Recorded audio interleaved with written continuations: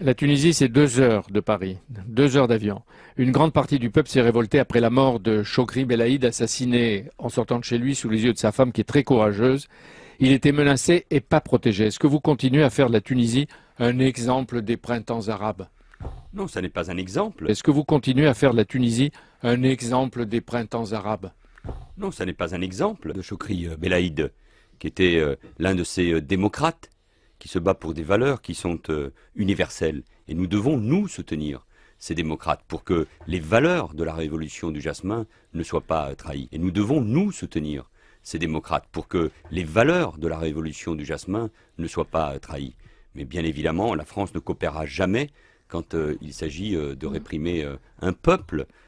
Si on vous dit c'est le maintien de l'ordre? Non, nous devons soutenir tous ceux qui se battent pour le maintien de ces valeurs. Et bien prendre conscience, je m'adresse évidemment à nos compatriotes, des dégâts, et le mot est faible, du despotisme, de cet islamisme qui aujourd'hui, par l'obscurantisme, nie les valeurs et cherche à enfermer notamment les femmes tunisiennes dans un voile. Des dégâts, et le mot est faible, du despotisme, de cet islamisme qui aujourd'hui, par l'obscurantisme, nie les valeurs et cherche à enfermer notamment les femmes tunisiennes dans un voile. Le parti au pouvoir, Ennahda, est infiltré, influencé par les radicaux de l'islam dont vous parlez, par les salafistes. Il en est même complice.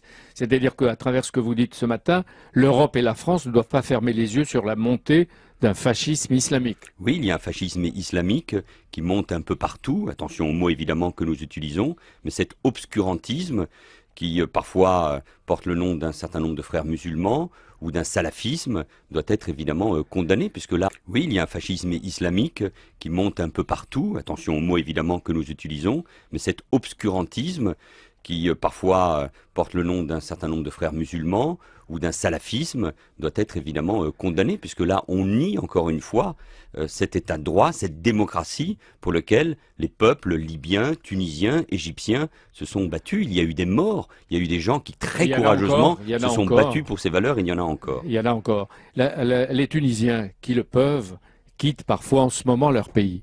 Manuel Valls, si les violences continuent et s'ils le demandent, est-ce que l'asile politique leur serait accordé ou leur sera accordé comme des réfugiés politiques? Mais la France est une terre d'accueil pour tous ceux qui fuient la guerre et les dictatures. Mais moi, je veux garder espoir dans le rendez-vous électoral pour que les forces démocratiques et laïques, celles qui portent encore une fois les valeurs de cette révolution du jasmin, demain l'emportent. Et moi, je veux garder espoir dans le rendez-vous électoral pour que les forces démocratiques et laïques, celles qui portent encore une fois les valeurs de cette révolution du jasmin, demain l'emportent. Que les élections aient lieu, qu'elles soient pas sans cesse retardées. Donc c'est la démocratie ou l'exil. On voit bien que c'est l'enjeu des drames en cours en Tunisie. C'est un enjeu considérable avec les liens que nous avons avec l'ensemble du Maghreb et avec la Tunisie à 2 heures de Paris, comme vous l'avez dit. C'est un enjeu considérable, pas uniquement pour les Tunisiens, mais pour tout l'espace méditerranéen et donc aussi pour la France. Mais avec la Tunisie à 2 heures de Paris, comme vous l'avez dit, c'est un enjeu considérable, pas uniquement pour les Tunisiens,